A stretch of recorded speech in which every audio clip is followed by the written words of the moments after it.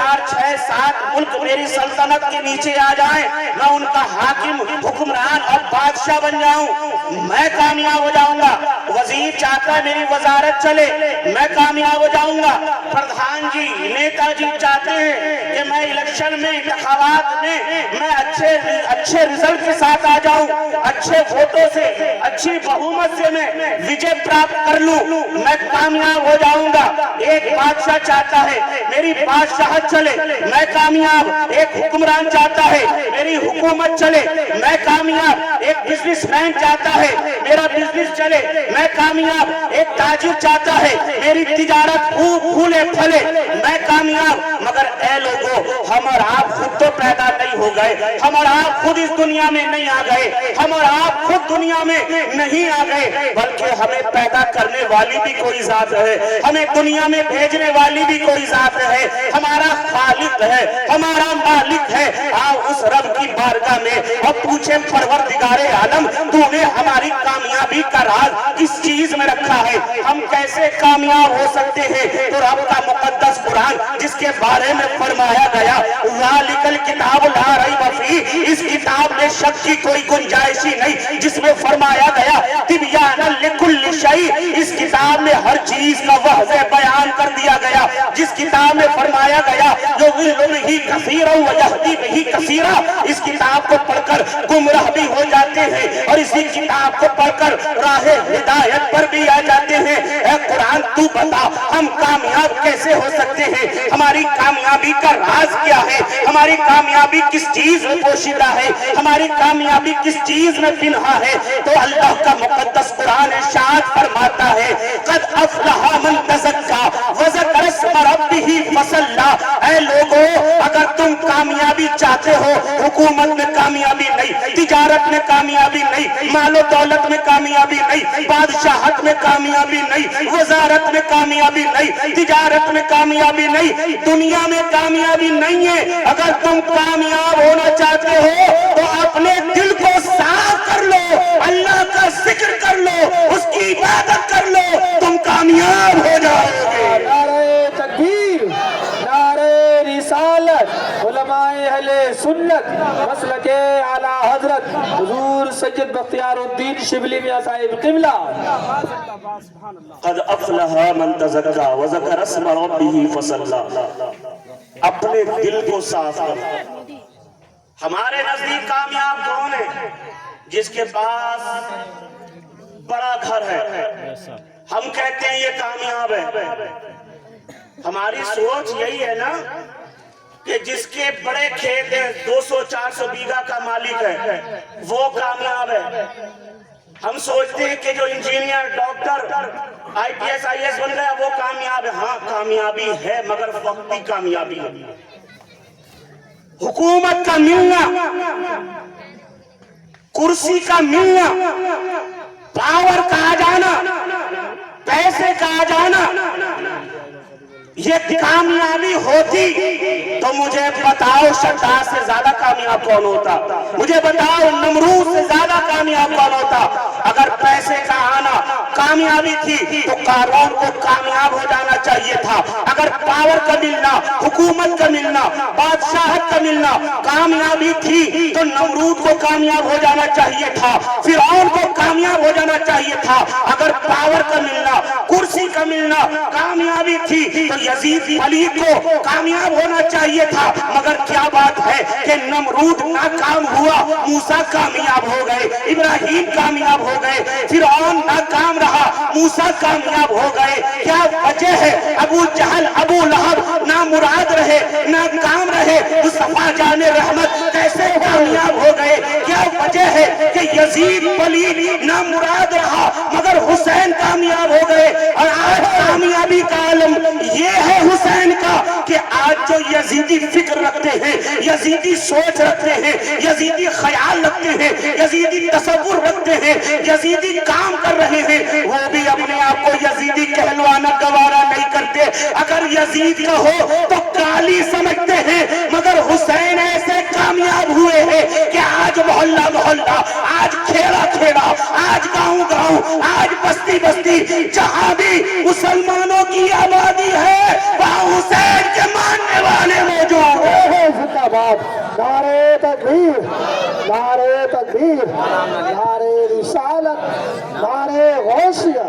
مسلک اعلی حضرت علماء اہل سنت زندہ باد زندہ باد. نام لکھا ہوا ہے. سچ بتانا یزیدی فکر کے لوگ ہمارے درمیان رہتے ہیں جی جی جی مگر کام یزید کا کر رہے ہیں. انہیں یزیدی کہو تو گالی سے اتنا برا نہیں چیتیں گے یزیدی کہنے سے جتنا برا چیتے ہیں. تو جو یزیدی فکر رکھتا ہے وہ بھی یزیدی اپنے آپ کو کہلوانا نہیں چاہتا. مگر وہرے میرے حسین تمہیں ایسی کامیابی ملی تمہیں ایسی کامیابی ملی اللہ نے تمہیں ایسا نوازا ایسا کامیاب کرا کہ صرف تم مسلمانوں کے دلوں میں زندہ نہیں صرف تم ان کی سوچ میں زندہ نہیں صرف مسلمانوں کی فکر میں زندہ نہیں بلکہ حسین کی کامیابی ایسی ملی ہے ایسی عطا کی ہے. مسجدوں کی اذانیں ہو رہی ہیں حسین کا ذکر ہو رہا ہے تلاوت ہو رہی ہے حسین کا ذکر ہو رہا ہے. مسجد میں منبر پر کھڑے ہو کر خطیب خطبہ دے رہا ہے امام تقریر کر رہا ہے حسین کا نام ہو رہا ہے. جب تک اذانیں ہوتی رہیں گی حسین زندہ رہیں گے جب تک یہ صدائیں بلند ہوتی رہیں گی اللہ اکبر کی صدائیں گونجتی رہیں گی حسین کا ذکر ہوتا رہے گا حسین کا چرچا ہوتا رہے گا. اور کیوں نہ ہو کہ وہ دین ہے دین کی پناہ بھی ہے. حسانی صاحب کچھ بھی کہہ لے بختیار الدین کچھ بھی کہہ لے ہمیں نہیں پتا کہ وہ کیا ہے. ہم نے تو سمجھا ہے تو غریب نواز کی چوکھٹ سے سمجھا ہے خواجہ کی چوکھٹ سے سمجھا ہے. غریب نواز سے پوچھا حسین کیا ہے تو غریب نواز نے کہا تھا شاہ است حسین بادشاہ است حسین دین است حسین دین پناہ است حسین سردار ندار دست در دست یزید حقا کے بنا لا الہ است حسین. زندہ باد زندہ باد زندہ باد زندہ باد سبحان اللہ. اے کیا بات سبحان اللہ زندہ باد زندہ باد. نعرہ تکبیر نعرہ رسالت نعرہ غوثیت خواجہ کا ہندوستان کا سنی مسلمان زندہ باد زندہ باد. ہم جیسے کم پڑھے لکھوں سے کیا سمجھو گے حسین کون ہے ہم جیسے کمتر و نالائقوں سے کیا سمجھو گے حسین کون ہے. حسین کو سمجھنے کے لیے فکر غریب نواز والی چاہیے سوچ غریب نواز والی چاہیے زبان غریب نواز والی چاہیے. جب بارگاہ حسین میں پہنچے ہیں تو عرض کرتے شاہ است حسین بادشاہ است حسین دین است حسین دین پناہ است حسین سرداد نداد دست در دست یزید حقا کے بنا لا الہ حسین.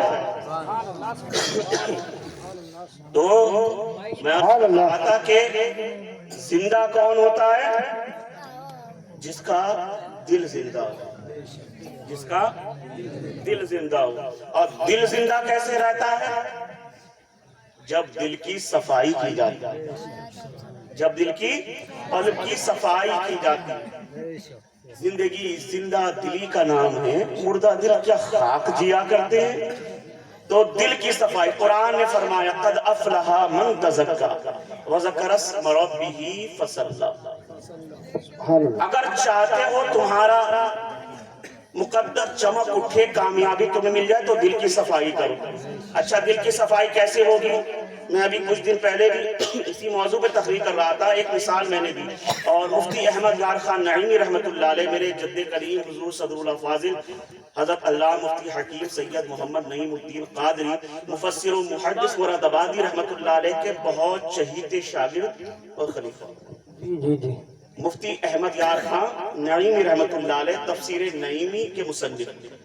آپ نے بہت اچھی مثال دی بڑی پیاری مثال کہ کشتی پانی پر رہے تو انسان پار کر جاتا ہے کشتی پانی پر رہے تو پار کر جاتا ہے اور پانی کشتی میں رہے تو غرق ہو جاتا ہے.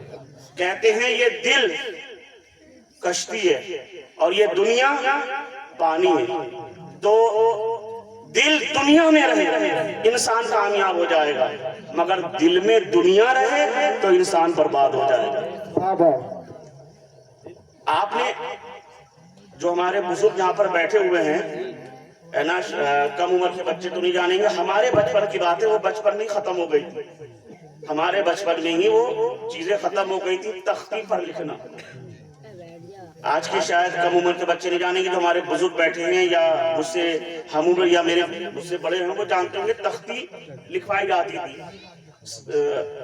لکڑی کی تختی ہوتی تھی بڑی، جب اس پر استاد جی لکھواتے تھے تو کیا کیا جاتا تھا، پہلے تختی پر لکھا، استاد جی کہتے تھے اب اس کو مٹاؤ اور دوسرا نقش لکھو، دوسری تحریر لکھو۔ تو کیسے مٹایا جاتا تھا اس کو، پہلے تختی کو پانی سے دھویا جاتا تھا، اس کے بعد اس پر کھریا مٹی لگائی جاتی تھی۔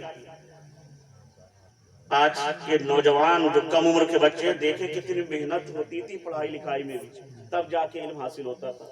آج تو آپ کے پاس لیپ ٹاپ اور موبائل، ساری فیسلٹیز آپ کو موجود ہیں، بس خالی انگلی کے اشارے سے آپ سارے کام کر رہے ہیں۔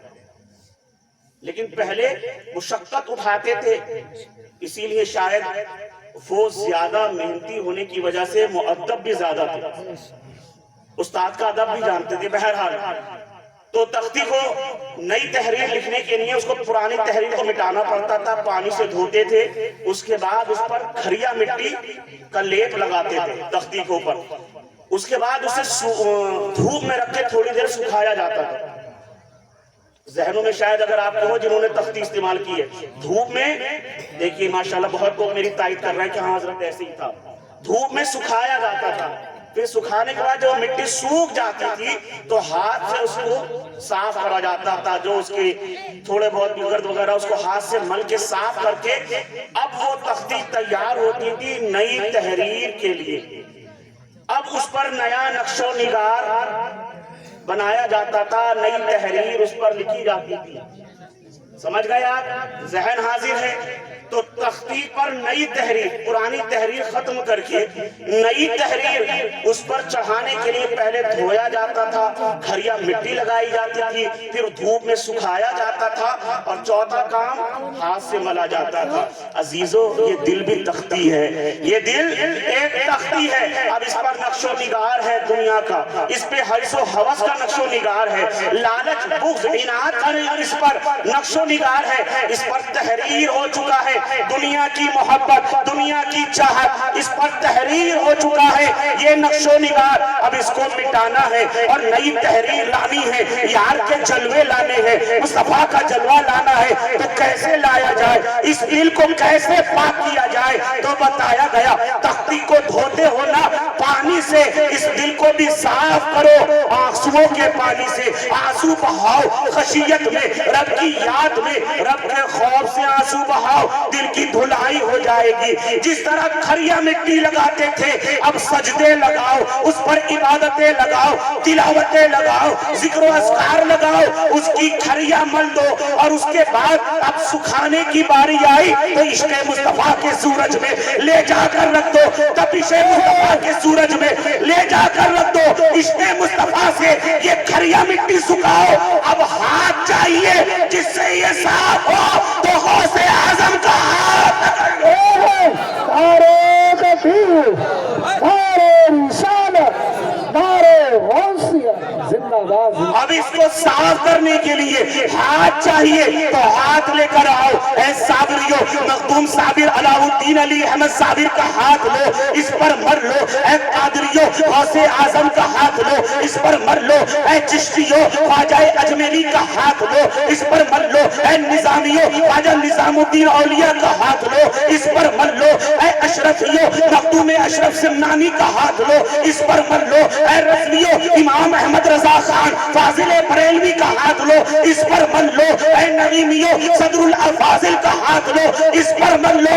جب تحریر صاف ہو جائے گی، دل صاف ہو جائے گا تو جلوہ گاہ مصطفیٰ بن جائے گا، زندہ باد، زندہ باد۔ جلوہ گاہ مصطفیٰ بن جائے گا۔ اور ہمارے امام نے ہمیں یہ تعلیم بھی یہی دی ہے، ہمیں یہ تربیت بھی یہی دی ہے، امام عشق و محبت سرکار اعلیٰ حضرت فاضل بریلوی نے ہمیں مجاز ہی یہی دیا ہے کہ دل صاف کرنا سیکھو، دل کو صاف کر لو، دل کو ستھرا کر لو، دل کو پاک کر لو۔ جب دل کو پاک کر لو گے عبادت بھی کام آئے گی، تلاوت بھی کام آئے گی، سجدے بھی کام آئیں گے، نمازیں بھی کام آئیں گی۔ یہی وجہ ہے جب امام بارگاہ رب العزت میں پیش کرتا ہے حضور کی بارگاہ میں کچھ عریضہ لے کر جاتا ہے تو وہ امام جس کے علم و ہنر کا ڈنکا دنیا مان رہی ہے اور کہتی ہے ملک سخن کی شاہی تم کو رضا مسلم جس سمت آ گئے ہو سکے بٹھا دیے ہیں جس کے علم کا لوہا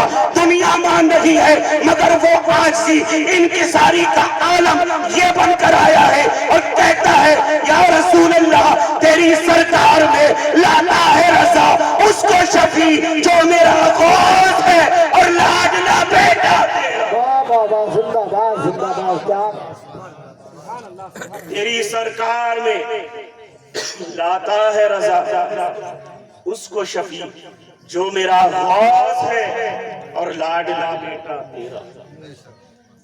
تو دل کی صفائی کسی بزرگ کے ہاتھ پھیرنے سے ہو جاتا ہے. اچھا دل کی صفائی کے دو طریقے دل کی صفائی کے دو طریقے ایک طریقہ ہے نمازیں پڑھنے سے قرآن کی تلاوت کرنے سے روزہ رکھنے سے دل صاف ہوتا ہے. بات سمجھ میں آ رہی ہے؟ دل کی صفائی عبادت سے دل کی صفائی ہوتی ہے مگر عبادت سے دل صاف ہو جائے اس کی گارنٹی نہیں پکی بات نہیں ہے. اگر عبادت سے سجدوں سے دل صاف ہوتا تو آپ سمجھ گئے شیطان کا بھی ہو جانا چاہیے تھا. اتنے سجدے کہ اگر ہوئے زمین پر اس کے سجدے پھیلا دیے جائیں تو سوئی رکھنے کی بھی جگہ زمین پر باقی نہ رہے. علم سے اگر دل صاف ہوتا تو معلم الملائکہ تھا فرشتوں کو پڑھایا کرتا تھا جھولا جھولتا تھا فرشتے جھولا جھولاتے تھے. مگر تاریخ گواہ پورا واقعہ آپ نے ابھی سنا امتیاز برکاتی صاحب سے کہ اللہ نے مردود کہہ کر بھگا دیا. حالانکہ عبادت بہت کری تو عبادت سے دل صاف ہوتا ہے مگر یقینی طور سے ہو جائے ایسا نہیں ہوتا ہے. عبادت سے نمازوں سے روزے سے حج سے اگر یہ بھی بات سمجھ میں نہیں آئی تو قریب کی بات یزیدی جو تھے کہ وہ نماز نہیں پڑھتے تھے کربلا کے میدان میں. آج بہت سے لوگ کہتے ہیں یار بڑی جماعت کا بڑا ثواب ہے. بہت سے لوگ بولتے ہیں بھائی بڑی جماعت کا بڑا ثواب ہے تم بڑی جماعت چھوڑ کر چھوٹی جماعت کر رہے ہو اپنی. میں نے کہا اگر یہ کمبخت اس دور میں ہوتا نا تو یزیدیوں کے پیچھے جا کر نماز پڑھتا کیونکہ ادھر تو صرف 72 میں بھی عورتیں بھی تھیں بچے بھی تھے تو ادھر تو مختصر سی جماعت ہو رہی تھی ادھر ہزاروں کی جماعت ہو رہی تھی. تو پتا چلا کہ ہزاروں میں ہوں یا کم ہوں اس کا دارومدار نہیں ہے بلکہ ان کے سینوں میں حضور کی محبت کتنی ہے یہ ضروری ہے. قرآن میں اللہ فرماتا ہے کم من فیۃ قلیلۃ غلبت فیۃ کثیرۃ باذن اللہ. اللہ کے حکم سے بہت سی چھوٹی جماعتیں بڑی جماعتوں پر غالب آ جاتی ہیں. تو عبادت سے دل صاف ہوتا ہے مگر ضروری نہیں کہ ہو ہی جائے. اور اس کی بہت ساری مثالیں ہمارے گاؤں محلے میں 50 لوگ ایسے مل جائیں گے ہمارے شہر میں کہیں بھی 2-4 ایسے مل جائیں گے جو نمازیں بھی پڑھنا ہے گالی گلوچ بھی کر رہا ہے نمازیں بھی پڑھنا ہے جوا بھی کھیلنا ہے نمازیں بھی پڑھنا ہے باپ کا بھائی کا حق بھی مار رہا ہے حقوق بھی ادا نہیں کر رہا ہے. ہمارے آپس میں محلے میں بستی میں رشتہ داری میں بہت سارے ایسے لوگ مل جائیں گے کہ 5 وقتہ نمازی ہیں مگر ان کی زبان پاک نہیں بولتے ہیں تو غلاظت کرتے ہیں چغلیاں کر رہے ہیں گالیاں بک رہے ہیں ایک دوسرے میں لڑائیاں لڑوا رہے ہیں. بہت سارے ایسے لوگ مل جائیں گے تو عبادت سے دل صاف ہوتا ہے مگر ضروری نہیں. دوسری چیز ہے جس سے دل صاف ہوتا ہے اور یقینی طور سے صاف ہوتا ہے یقین کے ساتھ صاف ہوتا ہے وہ ہے کسی اہل نظر کی نظر پڑ جانا. کسی اہل نظر کی نظر پڑ جانا. سرکار غوث اعظم کے نام سے یہ جلسہ ہے نا، حضور غوث اعظم کے نام سے. آپ نے چور کا واقعہ سنا کہ سرکار غوث اعظم نے ایک نگاہ سے چور کو ابدال بنا دیا، ولی بنا دیا. 40 چوروں کو جو ڈکیت تھے، لوٹ پاٹ کرتے تھے، نگاہیں غوث اعظم کا اعجاز تھا کہ سرکار غوث اعظم کی نگاہ نے انہیں قطب بنا دیا. حضور غوث اعظم کی بارگاہ میں سنو، حضور غوث اعظم کے نام سے جلسہ ہے. سرکار غوث اعظم کی بارگاہ میں حاضر ہوا ایک نوجوان اور عرض کرتا ہے کہ سرکار میں مرید ہونا چاہتا ہوں، حضور میں آپ سے بیعت ہونا چاہتا ہوں، مرید بننا چاہتا ہوں. حضور غوث اعظم نے اس کے چہرے پر دیکھا، چہرے پر دیکھنے کے بعد کچھ دیر گردن جھکائی، آنکھوں کو جھکایا اور جھکانے کے بعد اپنا ہاتھ آگے بڑھایا اور اس کو مرید کر دیا. نوجوان سرکار غوث اعظم کی بارگاہ میں آ کر حضور غوث اعظم کے ہاتھ پر مرید ہو کر چلا گیا. رات میں سویا تو اس کو احتلام ہو گیا، ناپاک ہو گئے. سوچا جوانی کا عالم ہے، عنفوان شباب ہے، بشری تقاضا ہو سکتا ہے.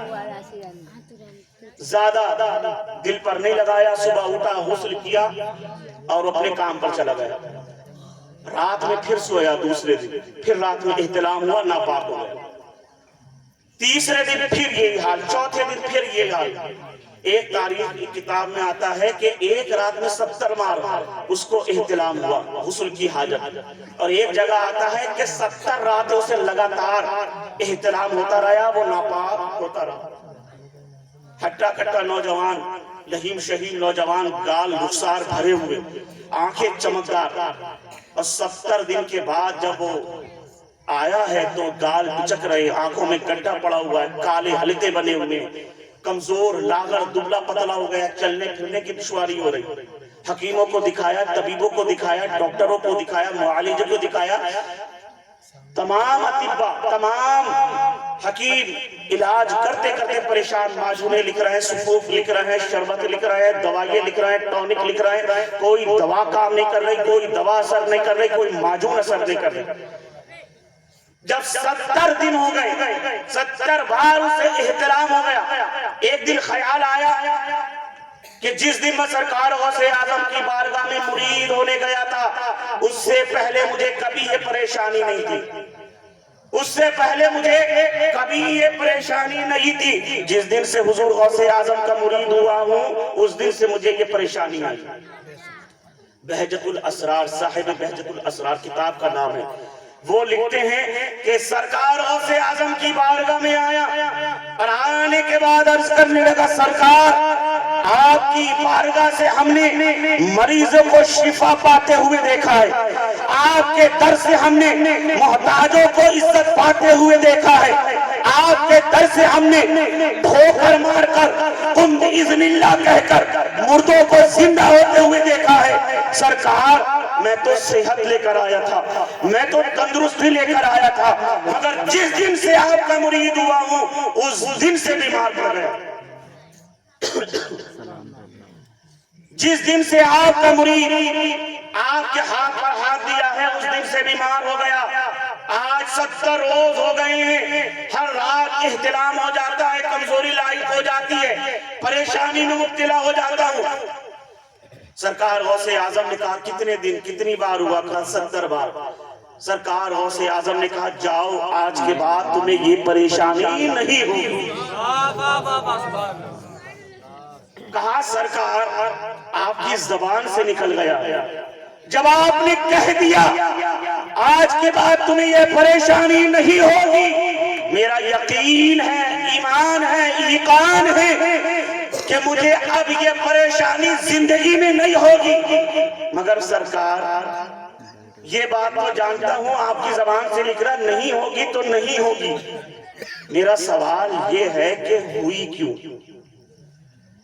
آپ کی بارگاہ میں آنے سے پہلے مجھے یہ پریشانی نہیں تھی. سرکار آپ کی بارگاہ میں آنے سے پہلے مجھے یہ دقت نہیں تھی، جس دن سے آپ کا مرید ہوا ہوں اس دن سے مجھے یہ پریشانی ہو گئی. آپ نے کہہ دیا تجھے آج کے بعد یہ پریشانی پریشانی نہیں ہوگی، مجھے یقین ہے آج کے بعد یہ پریشانی نہیں ہوگی، مگر حضور عرض یہ کرنا ہے کہ یہ پریشانی ہوئی کیوں؟ میرے سرکار غوث اعظم شاہ جیلہ میرے میرا حضور سیدنا شیخ محی الدین عبد القادر جیلانی رضی اللہ تعالیٰ عنہ مسکرائے اور ارشاد فرمایا، جس دن تو ہماری بارگاہ میں آیا تھا مرید ہونے کے لیے اور تو نے اپنا ہاتھ بڑھایا تھا، سرکار مجھے مرید کر لیجئے، دعوت کر لیجئے، حلقہ ارادت میں شامل کر لیجئے، ہم نے تیرے نصیب میں دیکھا، تیرے مقدر میں دیکھا تو ہم چونک گئے، تیرے نصیب میں 70 زنا لکھے ہوئے تھے، 70 بار تو زنا کرنے پر ملوث ہونے والا تھا۔ میں نے بارگاہ الہی میں عرض کی، پروردگار عالم اگر یہ گنہگار تھا، یہ سیاہکار تھا، یہ پاپی تھا، بدکار تھا تو اس کو میرے پاس بھیجا نہ ہوتا، اور جب میرے پاس بھیج دیا ہے اس کے بعد بھی یہ گنہگار رہے، سیاہکار رہے، بدکار رہے، یا رب العالمین میں تجھ سے دعا کرتا ہوں اے مولا اس کے نصیب کو پلٹ دے، اس کے نصیب کو بدل دے۔ تو اللہ نے میری دعا کو قبول فرمایا اور تیری حقیقت کو خواب میں تبدیل کر دیا، تیری حقیقت کو خواب میں تبدیل کر دیا ہے۔ اسی لیے کسی نے کہا تھا نگاہیں ولی میں وہ تاثیر دے گی، بدلتی ہزاروں کی تقدیر دے گی۔ اب مجھے بتاؤ یہ نگاہیں غوث تھی نا، جس نے ایک نظر میں اس کے دل کی کیفیت کو بدل دیا،